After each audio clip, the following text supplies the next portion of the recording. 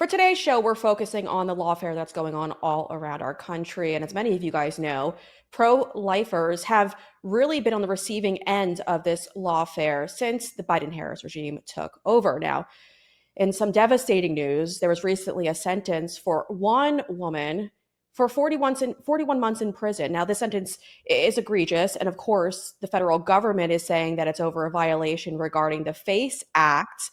Ultimately, there was a group of people who were protesting, of course, outside of a abortion clinic. And sadly, it's now resulting in their persecution. We've seen this here before in this country, though. We talked about it on this show. There are tons of Americans who are being prosecuted for their political beliefs. And it's heartbreaking, but it's going on, and we need to talk about it because there's so many people who are on the receiving end of this, and it shouldn't be happening in the first place.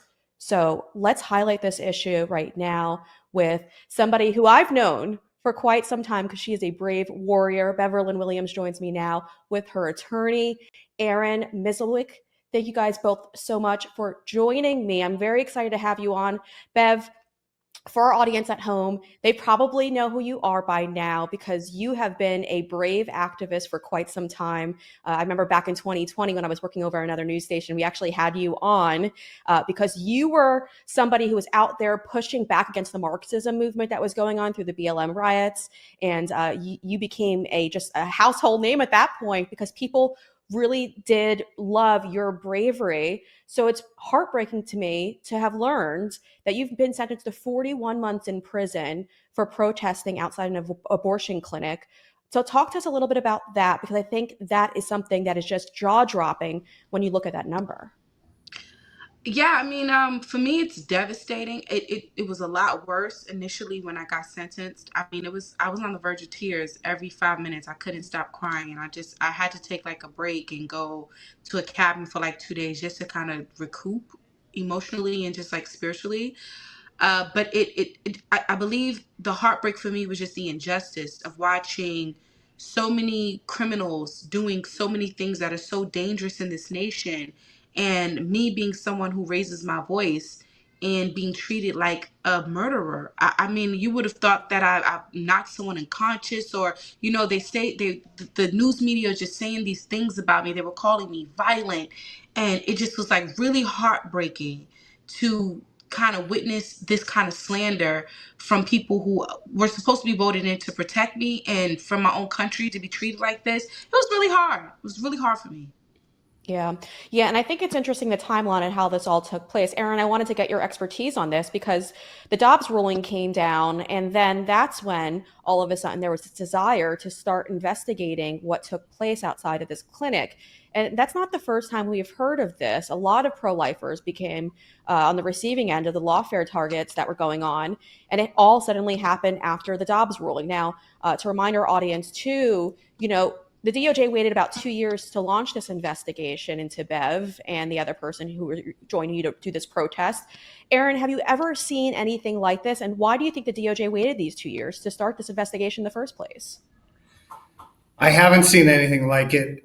It seems fairly clear from the timeline of events that, Bev, along with a friend of hers, and some other people were protesting outside of a Planned Parenthood in Lower Manhattan in June of 2020. The NYPD was on the scene. There were 2 days of protests, a Friday and a Saturday. All of it was broadcast on Facebook and recorded. NYPD made no arrests. They were right there. There were times where they separated different groups of protesters. They didn't order Bev or any of her friends that they had to be in a particular area, and they were protesting on a public sidewalk. Nothing happened in terms of a law enforcement investigation or arrest or prosecution at that time. 2 years later, Dobbs came down, and within, I think, a couple of weeks of that decision, suddenly the U.S. Attorney's Office for the Southern District of New York and agents in New York were going back and suddenly speaking to employees of the Planned Parenthood in Lower Manhattan. So it seems like there is no doubt that as a result of disagreements with the Dobbs decision and a desire to send a political message and engage in a political persecution, that this is the reason why Bev and her friends one friend in particular, and then some other people were investigated, and then Bev and her friend were prosecuted here in the Southern District of New York, which is basically Manhattan and some surrounding boroughs. Yeah, yeah, and sadly, that court has really been used to go after the left's political opponents. We've seen it time and time play out. Aaron, and I think it's really important. Before we started this interview, we talked about the level of importance of this case because, regardless of the current administration, any American shouldn't be prosecuted based on their beliefs, and they do have a right to protest. And so, although right now this is affecting widely conservatives, those on the left should be worried too, because this same lawfare could be used against them. And that's really the point that we want to drive home here, that all Americans should be bothered by this, not just those who are like-minded like Bev and I, because that's something that shouldn't be happening in the first place. But Bev, I kind of wanted to take you back to that day outside of that abortion clinic. You were there protesting peacefully, and you've always called for peaceful protests. I've seen it before on your flyers as well for your rallies. You Right. always echo peaceful, and you're always key on all of that. So tell us a little bit about what took place that day outside of that abortion clinic, and why some of it might have turned a little bit because there were some interactions that got a little tense. Right. So this is the thing that people have to understand about these protests. Number one, when we were out there, they knew we were coming, right? And so they admitted this in trial that they had other people to counter protest us come to this event, right?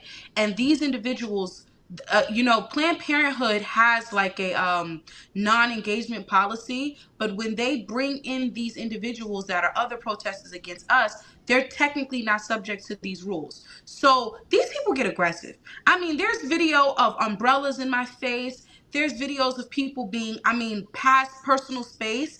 And at no time did I ever get violent. I think at one point I had to like kind of push someone off of me. But I mean, in a crowd of people, what I thought was so mind blowing was that in a crowd full of people, in a full of aggression coming from one side, they picked me to be the violent one, and it's clearly because they admitted it at trial. I had 65,000 people viewing me at a time. I was the biggest voice. So I was the one who had to be shut down.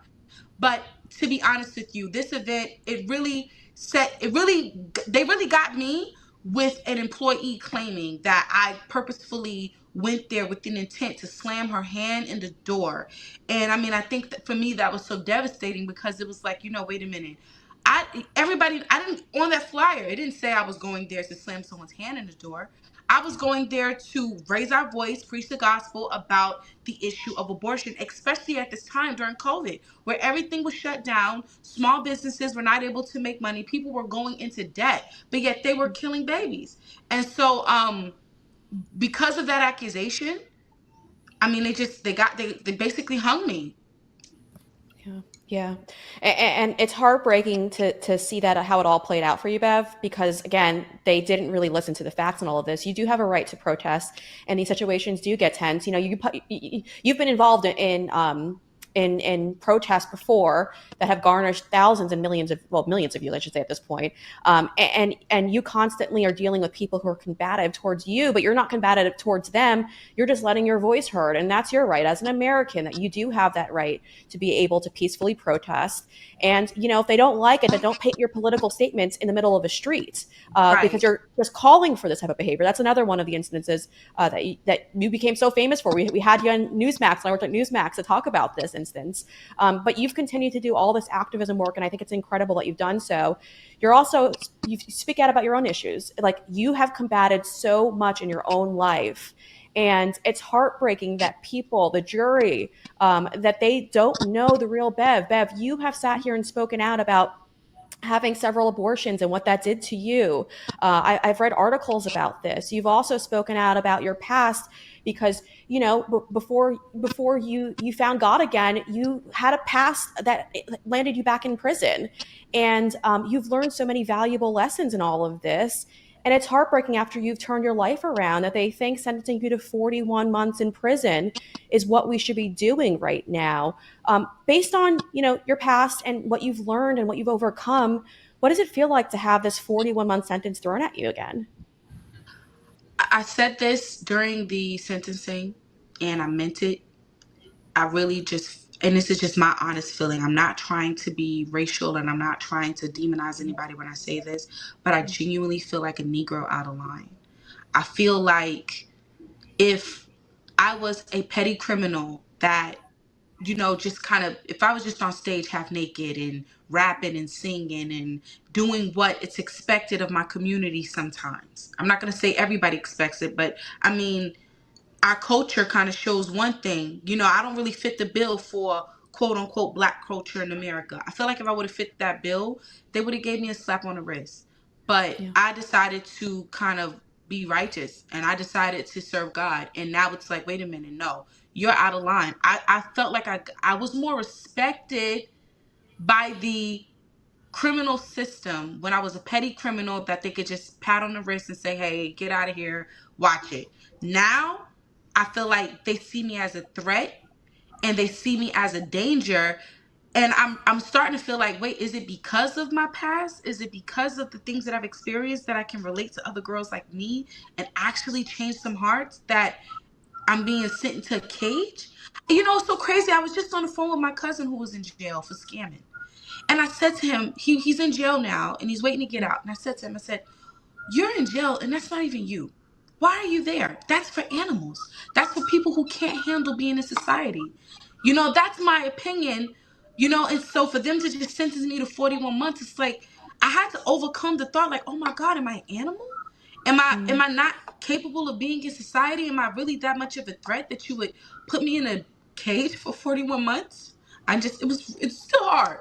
It's still hard for Yeah. me.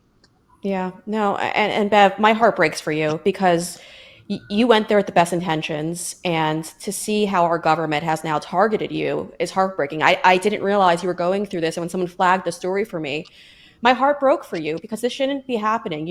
You're now married, you have two children, you've moved on in life, and you're still, having to battle with this. This isn't what should be happening to you at all, and it's egregious that we're using, the DOJ is upset about Dobbs and they're going after you, and it's just heartbreaking in itself. Aaron, I wanted to ask you about the appeals process here because now you guys are fighting to keep Bev out of prison in the meantime.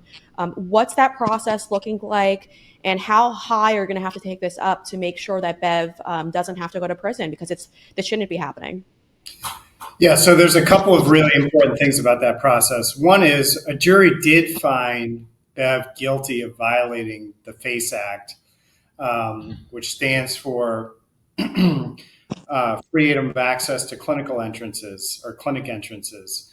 But the jury made that finding in part based on instructions about what the law is. So, for example, in my view, and one of the reasons this case is so important, or should be so important to people, regardless of their political beliefs, is that this is a case about First Amendment, freedom of expression, freedom of association with groups who are trying to promote their views, protest about political issues, and persuade others to maybe change their minds on those issues, right?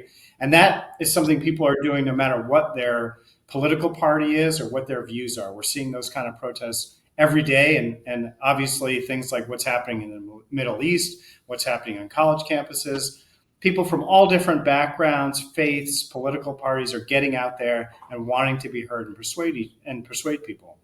Well, in this trial, we asked the judge to give an instruction to the jury about First Amendment permissible conduct, right? Because in the absence of an instruction, say, about what's the burden of proof, we all know that it should be proof beyond a reasonable doubt. But that doesn't stop a judge from having to give a jury an instruction to explain what that means. The same goes for the First Amendment in our view, right? Like, if somebody's out there jumping up and down, yelling, screaming, looking angry, and maybe even some people are feeling intimidated by that, without an instruction that there is this thing, the First Amendment, and it permits activity like that you can be angry, you can say angry words, you can even say words that some people interpret violently, like war and terror and those kinds of things. But the First Amendment allows you to say that, and allows you to say that in support of your political view. In this case, at trial, the judge did not instruct the jury on the First Amendment, didn't explain what it meant.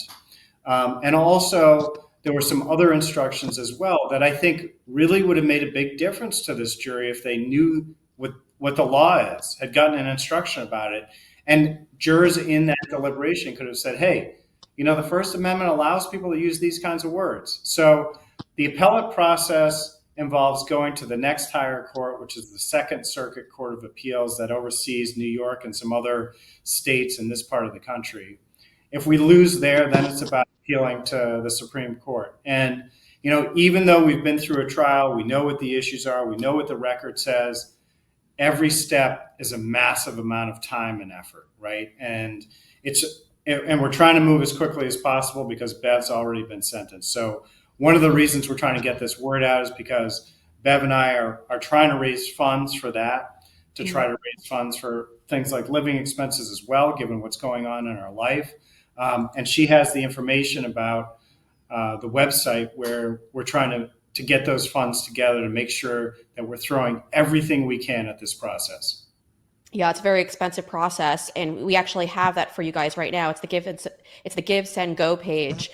That link is actually in the description of this interview. So if you're listening at home right now and you want to help, that is the best way to do so, is to go and make that donation. And it's really important that we do so, because she needs to take this.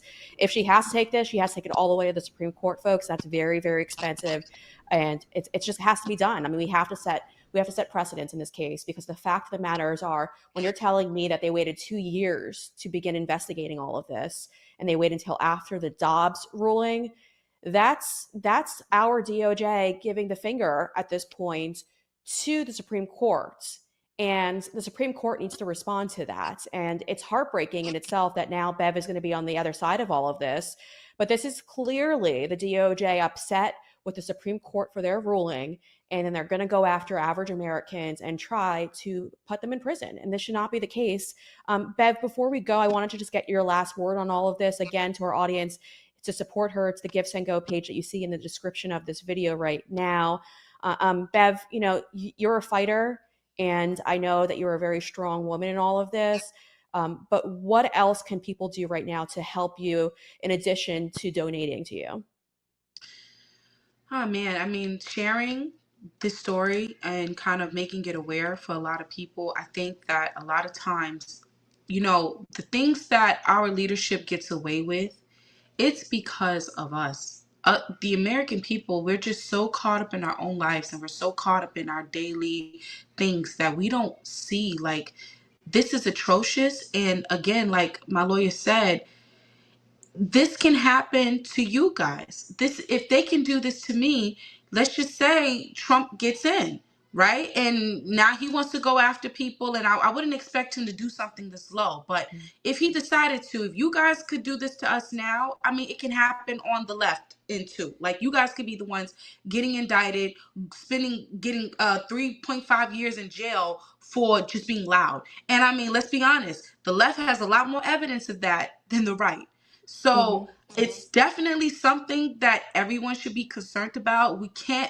I understand that we may not like certain people politically, but you can't just go out here and ruin people's lives because you don't like them. That's evil.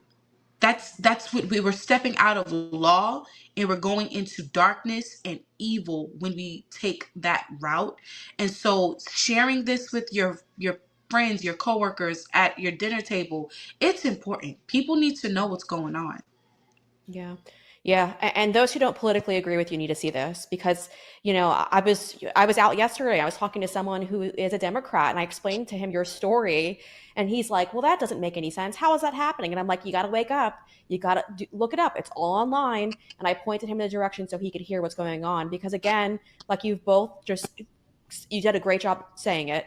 This could be anyone right now, regardless of your political affiliation, and that shouldn't be the case. And I would be arguing for Democrats if this was happening to them too.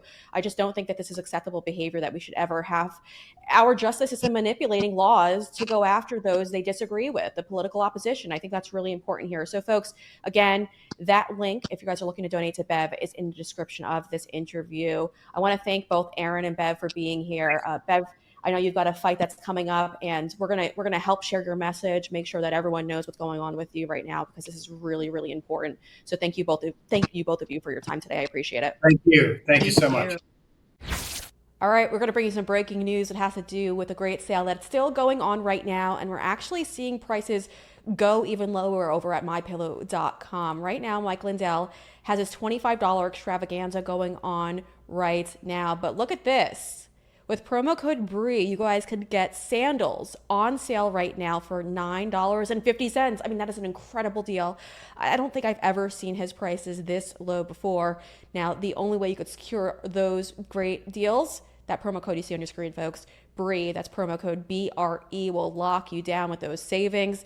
Now, it's not just that. He's also got pillows, bed sheets, towels, so many great items on sale right now. So head on over to mypillow.com and use that promo code BREE, that's promo code BRE, to save up to 66% off.